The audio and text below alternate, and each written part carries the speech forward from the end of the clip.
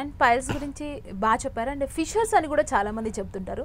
అసలు ఫిషర్స్ అంటే ఏంటి, వాటిని ఎలా గుర్తించాలో కూడా తెలియని సిచ్యువేషన్, కొంతమందికి అర్థం కాదు. సో ఫిషర్స్ గురించి చెప్తారా? సో అదే మలద్వారం దగ్గర ఏం ప్రాబ్లం ఉన్నా అందరు పైల్స్ అనే కామన్గా మనం అడ్రస్ చేస్తాము. జనరల్ పబ్లిక్ అలాగే చెప్తారు.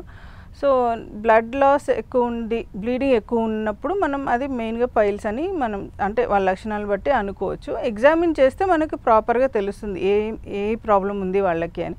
సో మనం ఎండోస్కోపీ చేస్తాం కదా, అంటే స్టమక్ వరకు పైప్ పెట్టి చూస్తారు కదా, దాన్ని ఎండోస్కోపీ అంటాం. అట్లాగే వీడియో రెక్టోస్కోపీ అని కూడా ఉంటుందన్నమాట. యానస్లోకి చిన్న స్కోప్ పెట్టి దాంట్లో విజువలైజ్ చేస్తాం. ఫిషర్ ఉందా, ఇంకా ఫిస్టులా ఉందా, లేకపోతే పైల్స్ ఉన్నాయి, ఇవి చూస్తామన్నమాట. సో ఇందులో మనకు తెలుస్తుంది. సో ఫిషర్ అంటే ఏంటంటే మోషన్ హార్డ్ వచ్చినప్పుడు లేదా ఎక్కువ ప్రెషర్తో మోషన్ వచ్చినప్పుడు యానస్లో చిన్న కట్ ఇంజరీ అవుతుంది. జస్ట్ టేర్ అనమాట, ఇట్లా జస్ట్ పిగిలినట్టు అవుతుంది యానం. అందులో సాఫ్ట్ టిష్యూ, ఇప్పుడు మౌత్లో ఎలా ఉంటుంది టిష్యూ అలాగే ఉంటుంది లైనింగ్. సో అది ఎక్కువ hard motion, 1 inch hard motion వచ్చినా, కొంచెం హార్డ్ మోషన్ వచ్చినా కూడా కట్ అవుతుంది. సో ఆ కట్ ఇంజరీ అయినప్పుడు అక్కడ నుంచి 1-2 చుక్కలు బ్లడ్ రావటమో, లేదా మోషన్కి అంటుకుని బ్లడ్ రావటమో, లేదా మోషన్ అయిన తర్వాత 1-2 చుక్కలు బ్లడ్ రావటమో ఉంటుంది.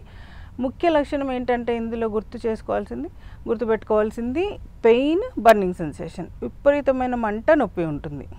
సో దీనివల్ల వాళ్ళు మోషన్ వెళ్ళిన తర్వాత కొన్ని నిమిషాలే కాదు గంటల తరబడి కూడా ఆ పెయిన్తో సఫర్ అవుతారు. సో అంత చిన్న కట్ ఇంజరీయే రోజంతా మన పని గంటలు, క్వాలిటీ ఆఫ్ లైఫ్ని ఇబ్బంది పెట్టే nasty thing, very minute thing, but gives lot of suffering. అంటే ఈ ఫిషర్స్కి వాటర్ ఇంటేక్ ఎక్కువ తీసుకోవడం హెల్ప్ అవుతుంది అనుకోవచ్చా, ఏం చెప్తారు?